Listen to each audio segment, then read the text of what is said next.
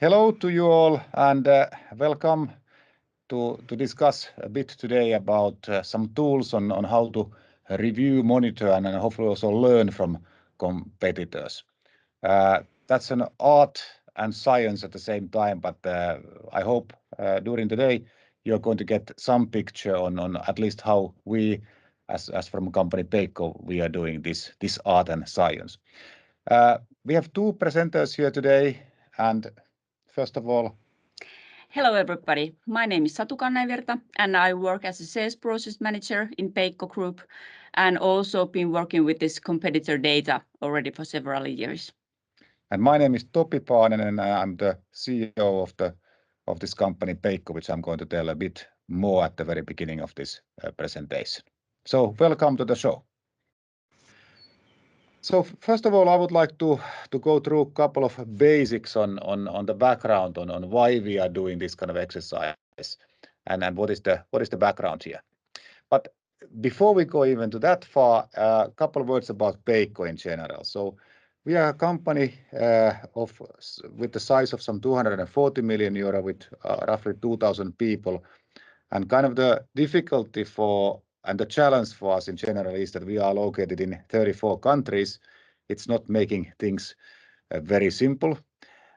And with this structure, we are selling various types of construction materials in various kinds of business categories, as we call them, whether it's structural steel materials with our delta beam frame, let's say structural frame products or connections for various usages or to be used under the wind turbine towers. And with these applications, we are doing quite good turnover. We have been also growing in the last years. So as a company, we are growth oriented. I would say that for us, the growth is kind of like it's bigger than life. It's actually an attitude. For us, it's basically it's necessary to have new things for our workers every year, and with the growth, we can actually get into that point that we are able to change the roles and then get new positions for our people. Majority of the growth is organic. So when we're talking about mergers and acquisitions, it's something that we do, but it's not the major activity here. Typically, we recruit people, Salesforce, we recruit engineers, and we set up new, whether green or brownfield manufacturing sites. So over the last years, we have had experience from various cases. On the other hand, I believe in the future, this could be even more used for us as a tool to grow as well. And so far, the main focus has been to acquire nice products that we can kind of copy-paste these products into our own sales channel, and that's kind of the way to go growth. And here on the graph on the right side, you can actually see how well we have succeeded. This year, 2021, we also expect to grow somewhat from the 2020 figure. How much, I don't dare to guesstimate yet on that one. But what are the benefits of the competitor monitoring in general? I think the competitive monitoring is not only for identifying mergers and acquisition targets. It's also it's kind of like a fact of life that you have to understand what's happening around you.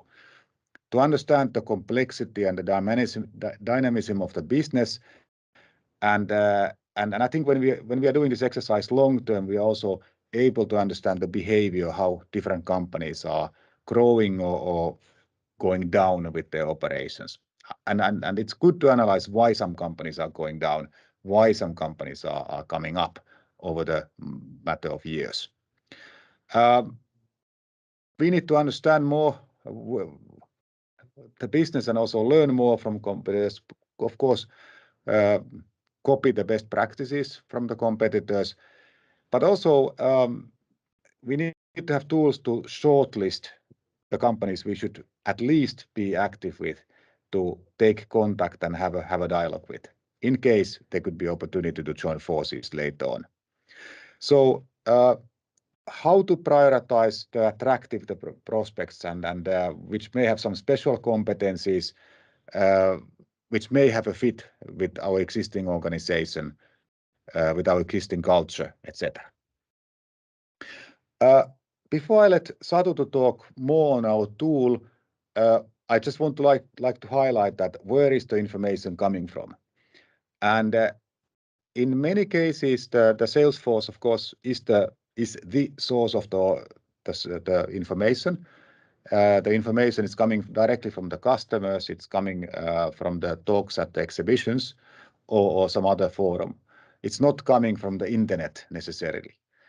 On the other hand, it's also important that the information is also coming from the internet or press releases or whatever. And there we are, for example, using a company Embrain to distribute that data via our intranet system on activities on the marketplace as well as competitors. And then one fantastic tool to gather data is also the CRM, customer relationship management program, where we can analyze on why did we fail, to whom did we actually lose projects, etc. That's a very important and powerful weapon to also gather data on which companies are gaining ground and which are not. But now we are talking about a tool that we, in addition to these, we created. We had an Excel table format, a big Excel table, and now we modernized the use of that tool and are now starting to use this kind of a cloud-based platform. But now, Satu, please go ahead. So hello. Like Topi mentioned, we've already followed our competitors for several years via Excel, which I think is pretty common for many companies to use. And it wasn't too long ago when we had this kind of idea that maybe we should actually a little bit step up with this work and find a tool that would help us and make the whole kind of sharing the information more transparent and more easy in the organization. And it was Topi's idea to ask from Thinking Portfolio that could they help us with this, because we already had a previous kind of knowledge about the tool. We are using Thinking Portfolio also in our internal development projects already for several years.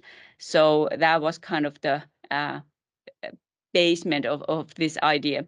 And that is what we did. I contacted Thinking Portfolio, and a couple of weeks after that, we already have the first version in use.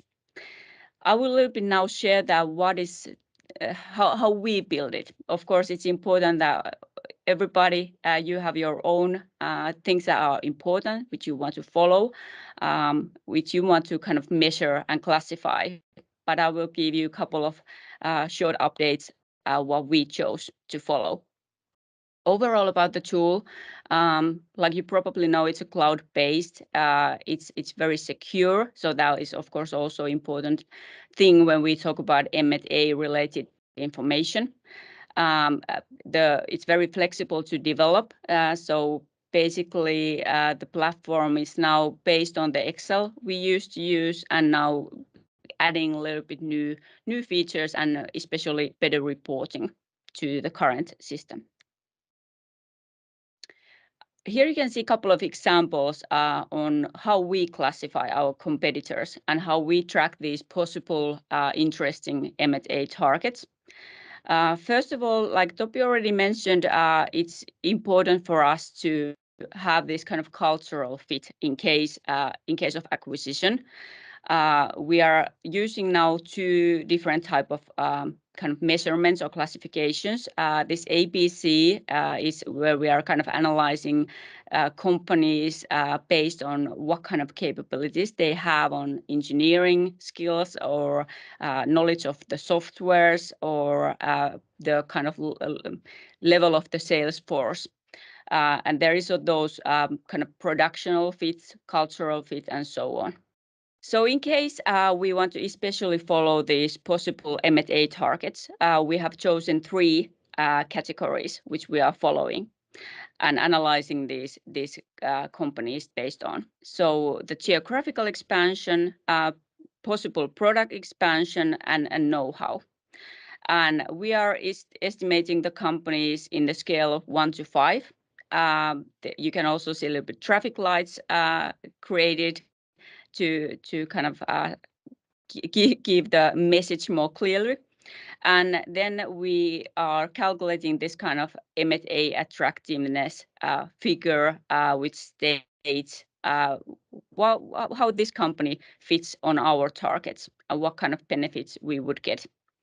And of course, these can be different things in each of the companies, but these are the kind of measurements we have chosen.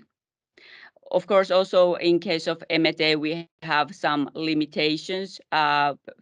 We cannot buy everybody, so there is now this kind of revenue limitation that companies who are over 100 million in turnover, they are kind of now calculated out of this our attractiveness scale. Of course, this kind of tool, it's very flexible in many ways compared to Excel. Like I already mentioned, kind of sharing data is already one of them. So now we can share access rights to whoever we want in the organization. The information is much more transparent in that way internally for us. It's very easy to filter based on whatever you are searching. Are you searching certain companies in certain geographical area, for example, in Europe or North America, or are we just want to concentrate on special kind of businesses based on, like Topi mentioned, our wind business, for example. So with this tool, this is very fast, very transparent and easy to use.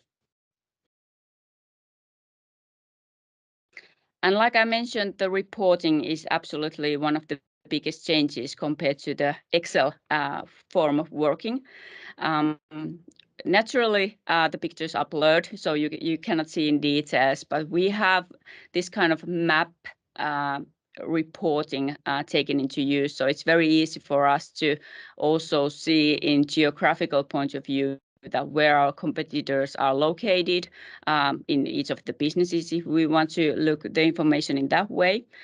We have these one-pagers about each of the companies. So if we want to compare, for example, 3 or 5 of them, it's very fast, and we have right away the selected information in our use.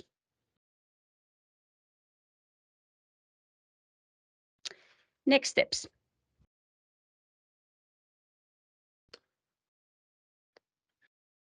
Okay, so the next steps within Peikko is that basically we are defining and planning a larger group of Peikko personnel who is able to have access for the tool as well as to validate the data, and this was already in process during the June time, but I think it's also this tool is kind of cannot be misused. So in such a way that it's actually very okay to share that data to even more people, and then people are even understanding in the organization that this could be a way to kind of grow the company, and it could be even a smart idea to give this relevant data from each other's market to this and placed on this central database from the various individual markets. I think it's every tool needs to have a process how it's updated, and I think the process needs to be fine-tuned all the time.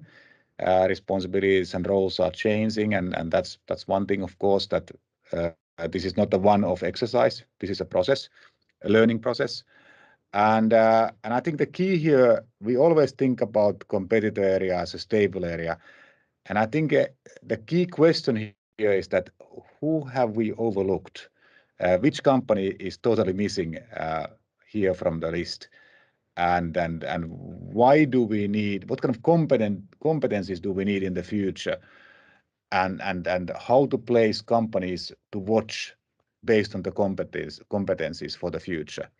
That's kind of the discussion that has helped us the most, and that's kind of the discussion which is the most rewarding in many places, that maybe we need to rethink on buying some special competencies and locating these kind of things. And these companies could be also part of this exercise and placed here, and seeing the development of these even non-related companies over a period of time. That's always a healthy way to have a look.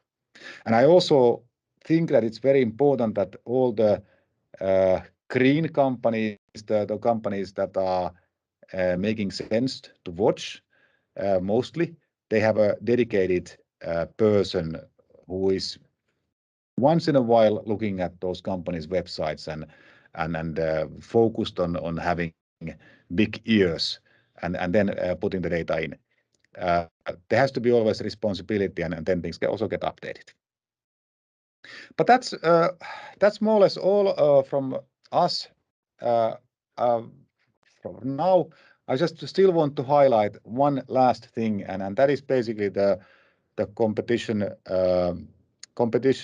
kind of guidelines and the regulations regarding to the acting with competitors. So we as Peikko, I believe also your companies, when dealing with competitors, we always need to bear in mind that there are limits, there are discussions you can do, and there are discussions who you cannot do. And particularly for those companies who are maybe having dialogues with competitors, those people have to be trained to act in a ethical way, and not only ethical way, but to follow the law. And that's kind of these snapshots are from our website, our ESG part of our website, and I think this is also whenever we talk about competitor monitoring, competitive dialogue, for example, we have to be very, very precise on what we mean and give the guidance for our own team members to act in a proper way. But that is all for today. I want to wish you good luck with your competitor monitoring, competitor analysis. I hope you are finding good ways to learn and then get some insights for your own businesses. And we are ready to also answer your questions later on. So you can find both Satu and me from the LinkedIn site. So feel free to pop up a question and we can answer those questions. Unfortunately, we were not able to show you the tool today because of course we are not able to give a full picture of the data in case somebody from our competitors happens to be on this webinar. But that's all from our side, and all the best for your work. Hey. Yes, thank you also on my behalf, and have a nice rest of the summer.